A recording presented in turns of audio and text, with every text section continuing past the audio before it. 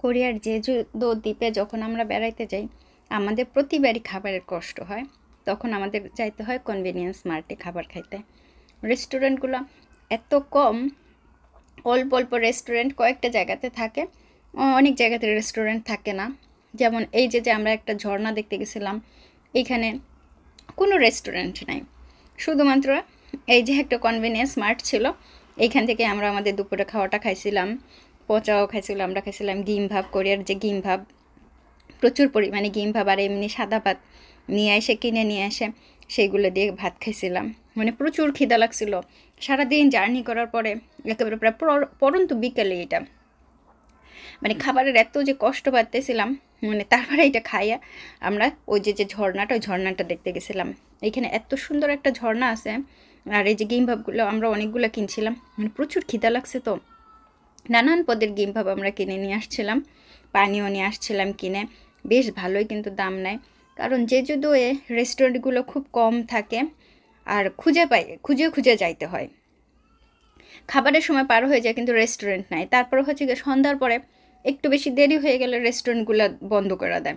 তখন হয় কি খিদায় পেট মোড়ায়, তখন তো একেবারে সেম এই সিভিএস কনভেনিয়েন্স মার্ট থেকে খাবার কিনে নিয়ে এসে হোটেলে বসে বসে ভাত খাওয়া, খাবারগুলো খাওয়া, রামেন খাওয়া, মানে এই করে করে কাটাইতে হয়। মানে এত পরিমাণে খিদা রে। আর নিচে একেবারে খুব সুন্দর একটা ঝর্ণা ছিল, সেই ঝর্ণার শব্দ আসতেছিল। এত এত মানুষ এখানে ভিজিট করতে আসে, প্রচুর সুন্দর একটা জায়গা। পচা তো খুব ক্ষুধার্ত, একেবারে প্রচুর ক্ষুধার্ত। আমারও একই অবস্থা, আপনাদের দুলাভাইয়েরও ওই একই অবস্থা, খিদায় আমরা সবাই মরো অবস্থা। হ্যাঁ, গিম্বাবগুলো খাওয়ার জন্য কইরা একেবারে খাইতে হয়। এইটাই হচ্ছে, সামনে আছে বিশাল সমুদ্র, সমুদ্রটা একটু দেখায় ওই যে দূরে। আর এই পাশেই একেবারে উপরের দিকে হচ্ছে এই রেস্টুরেন্ট তো না, এই যে কনভেনিয়েন্স মার্টটা, তার সামনে একটু সুন্দর করে বসার জায়গা আছে, খাবারের একটু জায়গা ঠাগা করে রাখছে। কিন্তু এখানে কোনো রেস্টুরেন্ট নাই, আপনি এখানে বসে খাইতে পারবেন। পাশে আরও একটা দুইটা টেবিল আছে, লোকজনরা আরও ছিল বসা, সেইখানে বসে বসে এরকম খাইতেছিলাম। ওরা বসছিল, আমি দাঁড়ায় খাইতেছিলাম, আমার বসার ইচ্ছা ছিল না খুব, আমি দাঁড়ায় দাঁড়ায় খাইতেছিলাম। আর খুবই মজা লাগতেছিল গিম্বাবটা, কারণ অনেক অনেক অনেক খিদা, মানে আমাদের পেটের অবস্থা ছিল অন্যরকম, প্রচুর খিদা লাগতেছিল। আমাদের পুরো প্রোগ্রামগুলোই ছিল যে আমরা ঘুরবো আর খাবো, কিন্তু রেস্টুরেন্টে সময়ের অভাবে আমার ঘুরতে ঘুরতে দেরি হয়ে গেছে, আর রেস্টুরেন্টে আর যাওয়ার আমরা করতে পারি নাই। কারণ সময় চলে গেলে কয়েকটা মাত্র 2টা দিন বা 3টা দিন বা 4টা দিনের জন্য আমরা যাই যেহেতু বেড়াইতে, সময় চলে গেলে তো হয় না।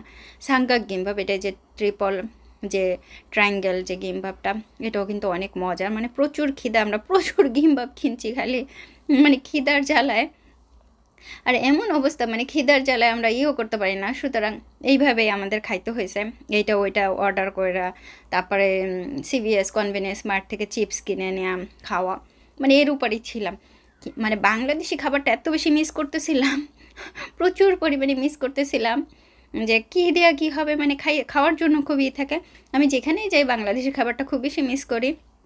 আর তারপরে আমরা যে রেস্টুরেন্টগুলোতে গেছিলাম সেখানে গিয়েও আমরা কিমচি চিগে, কোরিয়ার যে কিমচি চিগে ওইটা অর্ডার করছিলাম, তার সাথে যে সাদা ভাত ছিল।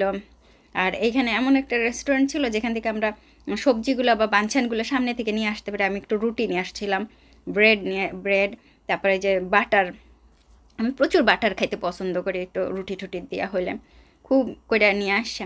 তারপরে রুটি, অল্প একটু রুটি দিয়া বাটার অনেক করে নিয়ে বলছেন, মুখে একবার টেস্ট লাগাইয়া তারপরে আমি খাইছিলাম, অনেক মজা করে খাইছিলাম ব্রেডগুলো। আর এখানে না এরকম খাবার আছে, অনেক অনেক খাবার আছে। আপনাদের দুলাভাই বা পচার 2-1টা খাবার আনছে, আর বেশি আনে নাই। আর এইখানের এই যে সাইড ডিশগুলো, পেঁয়াজ রসুন, তারপর অন্যান্য ঝাল ঢাল আছে, মরিচ টরিচ আছে, এইগুলো সম্পূর্ণভাবে যার যতটুকু লাগবে ততটুকুই নেবে। এর বেশি নিলে পরে যদি অপচয় করা হয় তাহলে এটা বেশি একটা ভালো চোখে দেখেন না কেউ। এই যে এখানে স্যালাডটা কিন্তু খুব মজা লাগে, লেটুস পাতাও আছে, খুব ভালো লাগে খাইতে। আর আমরা তো খুব বেশি করতেছিলাম, ও মজা লাগতেছে খাইতে। কারণ বাইরে গেলেই না সবসময় রেস্টুরেন্টে খাওয়া হয়, খাওয়া হয় না ঘরে তো। আর না বাইরে গেলে হোটেলে, ওই যে যদি সিবিএস কনভেনিয়েন্স মার্ট থেকে কিনে নিয়ে এসে খাওয়া, আর কোনো একটা হোটেলে গেলে সেইভাবে, রেস্টুরেন্টে গেলে সেইভাবে খাওয়া, খুবই মজায় খাইতেছিলাম।